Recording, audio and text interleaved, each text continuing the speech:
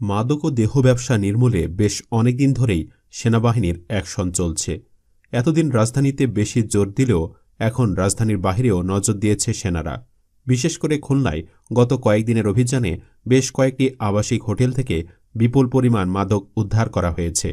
সেই সাথে মাদক ও দেহ ব্যবসার সাথে জড়িত অসংখ্য নারী পুরুষকে আটক করা হয়েছে। তাদের মধ্যে কলেজ ভার্সিটির বেশ কিছু ছাত্রছাত্রীও ছিল। সেনারা কেবল অভিযান চালিয়েই ক্ষান্ত থাকছে না, গোটা খুলনার মাদক ও দেহ ব্যবসার সার্বিক পরিস্থিতির একটি প্রতিবেদনও তৈরি করেছে। তাতে যেসব ভয়াবহ তথ্য উঠে এলো, ভিডিওটিতে থাকছে তারই বিস্তারিত। সম্প্রতি খুলনায় যৌথ বাহিনীর অভিযানে অসামাজিক কার্যকলাপে লিপ্ত হওয়ার অপরাধে ৩২ জন নারী পুরুষকে গ্রেফতার করা হয়। নগরীর হোটেল সুন্দরবন, আরাফাত, যে এইচ সহ ৭টি আবাসিক হোটেলে এ অভিযান চালিয়ে তাদেরকে আটক করা হয়। আটকের মধ্যে ২৫ জন নারী ও ৭ জন পুরুষ ছিল। প্রাথমিকভাবে এদের গ্রেফতারেই আমরা খুশি হতে পারি, তবে এদের পেছনেও তো কেউ না কেউ আছে। যেমন আবাসিক হোটেল মালিকরা কি কোনো অংশে কম দায়ী এসব অপরাধের জন্য? জানা গেছে নিয়মনীতি মানছে না খুলনার অধিকাংশই আবাসিক হোটেলগুলো, যার কারণে খুলনায় অনিরাপদ ও ভয়ঙ্কর হয়ে উঠছে আবাসিক হোটেলগুলো। এসব হোটেলে ধর্ষণ, মাদক সেবন, দেহ ব্যবসা থেকে শুরু করে খুন খারাপি সহ এহেন কোনো কাজ অপরাধ নেই যা সংঘটিত হচ্ছে না। স্কুল, কলেজ ও বিশ্ববিদ্যালয় পড়ুয়া তরুণ তরুণীরাও এখন পার্ক ছেড়ে উঠছে আবাসিক হোটেলে। অনৈতিক কাজের অভিযোগে আটকও হচ্ছে পুলিশের হাতে। আর এসবের সুযোগও করে দিচ্ছে হোটেল কর্তৃপক্ষই, যার বিনিময়ে ঘণ্টা চুক্তিতে উচ্চ মূল্য পাচ্ছে হোটেল কর্তৃপক্ষ। এজন্য এখন আর নির্দেশনা থাকলেও আবাসিক হোটেলগুলোতে আগত বোর্ডারদের তথ্য নথিভুক্ত করা হচ্ছে না রেজিস্ট্রারে। একাধিক সূত্রে জানা গেছে কোনো নিয়মকানুন ছাড়াই স্কুল, কলেজ কিংবা বিশ্ববিদ্যালয় পড়ুয়া তরুণ তরুণীদের ঘণ্টাপ্রতি মূল্য ধরে হোটেল কক্ষ ভাড়া দিচ্ছে কর্তৃপক্ষ। এতে কিছু অসাধু পুলিশকে ম্যানেজ করে এ ধরনের ব্যবসা পরিচালনা করে আসছে কিছু অসাধু হোটেল ব্যবসায়ীরা। এভাবে শিক্ষার্থী ও গৃহবধূদেরও আবাসিক হোটেলে তথ্য উপাত্ত ছাড়াই রুম পাওয়ার বিষয়টি সহজ হওয়ার সাথে সাথে যেমন অনৈতিক কাজ আরও কয়েকগুণ বেড়ে যাবে, তেমনি এর প্রভাবে খুন খারাপিও বৃদ্ধি পাবে কয়েকগুণ, এমনটাই আশঙ্কা করছেন অনেকেই। এরকম অসংখ্য অভিযোগ রয়েছে। পুলিশ বলছে ২০০৮ সালের মার্চ মাস থেকে আবাসিক হোটেলের বোর্ডারদের নাম, ঠিকানা, পাসপোর্ট, ড্রাইভিং লাইসেন্স ও মোবাইল ফোন নম্বর উল্লেখ করতে নির্দেশনা দেওয়া আছে। অপরাধ সংগঠনের পর পালিয়ে গেলে অপরাধীকে শনাক্ত করতে সিসিটিভি ক্যামেরা ও বোর্ডারদের ছবিও তুলে রাখার নির্দেশনা দিয়েছে পুলিশ। মোবাইল ফোন নম্বর সঠিক কিনা তা তাৎক্ষণিকভাবে যাচাই করে নিতে বলা হয়। পূরণ করা তথ্য ফর্মের ফটোকপি প্রতিদিন স্থানীয় থানায় পাঠানোর নির্দেশও দেওয়া হয়। কিন্তু ওই নির্দেশনা মানছেন না হোটেল মালিকরা। তবে হোটেল মালিকরা বলছেন নিয়মিত চাঁদা দিয়ে হোটেল ব্যবসা চালাতে হয়, তাই হোটেল মালিকরা বাড়তি ঝামেলায় যেতে চান না।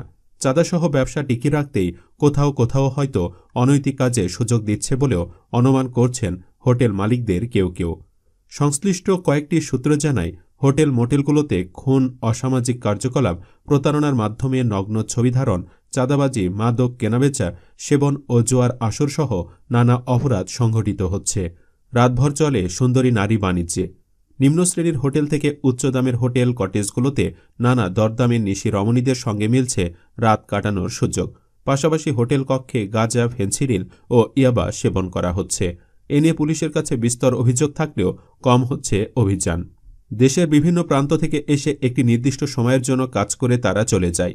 শহর সংলগ্ন বিভিন্ন উপজেলা এবং বাগেরহাট ও সাতক্ষীরা অঞ্চলের অভাবী মেয়েরা যৌন কাজে লিপ্ত হচ্ছে। তারা দিনের একটি নির্দিষ্ট সময় শহরে আসছে এবং কাজ শেষে বাড়ি ফিরে যাচ্ছে।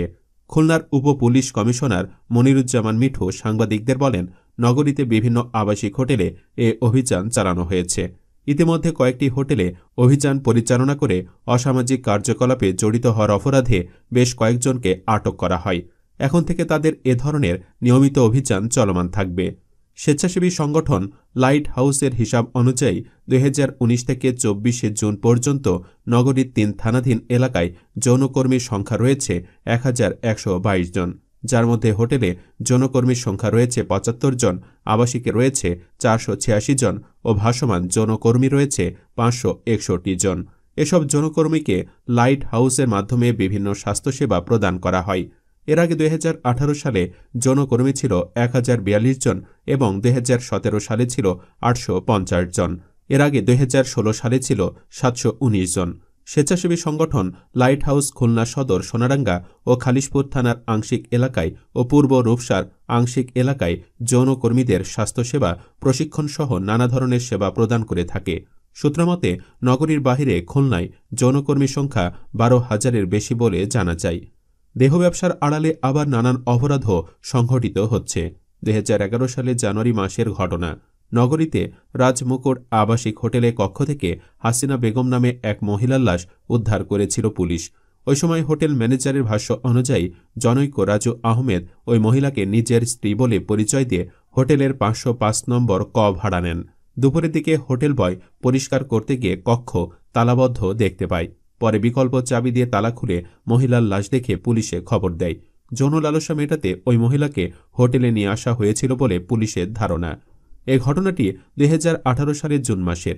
নগরীর পিকচার প্যালেস মোড়স্থ হোটেল আজমল প্লাজার 5ম তলার 502 নম্বর কক্ষ থেকে দুর্গন্ধ আসতে থাকায় হোটেল কর্মচারীরা দরজা খুলে ভেতরে প্রবেশ করেন। এ সময় ওই ঘরের বক্স খাটের নিচে হাত পা বাঁধা যুবকের লাশের সন্ধান পায়। এর আগে এক তরুণীকে নিয়ে ওই যুবক হোটেল রুম ভাড়া নেয়, তবে ওই সময় তরুণীর সন্ধান পাওয়া যায়নি। তৎকালীন খুলনা থানার second officer SI Tipu Sultan জানিয়েছিলেন, হোটেল রেজিস্টারে তাদের কোনো নাম ঠিকানা নেই। এ কারণে হোটেলের মালিকের ছেলেসহ 4 জনকে আটক করেছিলেন। সর্বশেষ 2022 সালে অক্টোবর মাসে আবাসিক হোটেল রিদওয়ানে এক ছেলেকে জিম্মি ও নির্যাতন করে অর্থ হাতিয়ে নেওয়ার অভিযোগে খুলনা থানা পুলিশ অভিযান চালিয়ে 10 জনকে আটক করেছিলেন। ওই সময় পুলিশের ভাষ্য অনুযায়ী জনৈক এক যুবক ওই হোটেল ম্যানেজারের সঙ্গে কথা বলে একটি নারী কক্ষে নিয়ে যায়। তবে রুমে প্রবেশ করার কিছুক্ষণ পর সেখানে উপস্থিত হয় 4 থেকে 5 জনের একটি চক্রদল। ওই ছেলেকে এখানে নারীর সঙ্গে কি করছিস সব ভিডিও আছে, এই বলে তারা আমাকে বেদম মারপিট করে। এক পর্যায়ে তাদের দাবিকৃত 60,000 টাকা দিলে ছেড়ে দেয়। পুনরায় ও চক্রটি চাঁদা দাবি করে। শেষে উপায় না পেয়ে ছেলেটি খুলনা সদর থানায় একটি অভিযোগ দায়ের করেছিলেন। এর আগে 2021 সালের ডিসেম্বর মাসের প্রথম দিকে খুলনায় একটি আবাসিক হোটেলে গিয়ে নারী ধর্ষণের অভিযোগে ডিবির সাব ইন্সপেক্টর জাহাঙ্গীর আলমকে গ্রেফতার করেছিল পুলিশ। ভুক্তভোগী দায়ের করা মামলায় তাকে গ্রেফতার করেছিলেন। ভুক্তভোগীর দায়েরকৃত মামলায় জানা যায়, গত 7 ডিসেম্বর বিকালে বাগেরহাটের মংলা থেকে 11 বছর বয়সী শিশুকন্যা ও ভাগ্নেকে নিয়ে ডাক্তার দেখানোর জন্য খুলনায় আসেন ওই নারী। তবে ডাক্তারের সিরিয়াল না পাওয়ায় রাতে থাকার জন্য সুন্দরবন আবাসিক হোটেলে 3য় তলার 313 নম্বর রুম মেয়েকে নিয়ে ওই নারী ওঠেন, আর ভাগ্নে আরেক রুমে থাকেন। রাত 2টার দিকে হোটেল বয়কে নিয়ে পুলিশ পরিচয়ে রুমে প্রবেশ করে জাহাঙ্গীর। ওই নারীর সঙ্গে থাকা মেয়েটি কার জিজ্ঞাসাবাদ করতে থাকে। তিনি নিজের মেয়ে পরিচয় দিলে জাহাঙ্গীর বিশ্বাস করতে চায়নি। এরপর হুমকি ধমকি দিয়ে হোটেল বয়কে রুম থেকে তাড়িয়ে দেন তিনি। রাত 2:30 দিকে ভয়ভীতি দিয়ে ওই নারীকে ধর্ষণ করে জাহাঙ্গীর। সুপ্রিয় দর্শক, দেশ থেকে মাদক ও দেহ ব্যবসা নির্মূলে কেবল ব্যবসায়ীদের গ্রেফতার করলেই কি হবে, নাকি সাথে দালাল ও হোটেল মালিকদেরও ধরতে হবে ও হোটেল মোটেল সিলগালা করতে হবে? এ নিয়ে আপনার কি অভিমত? কমেন্টে জানিয়ে দিন মন্তব্য। আর অবশ্যই ভিডিওটি লাইক ও শেয়ার করে সেনাদের এসব অভিযান বাড়াতে অনুপ্রাণিত করুন। ধন্যবাদ।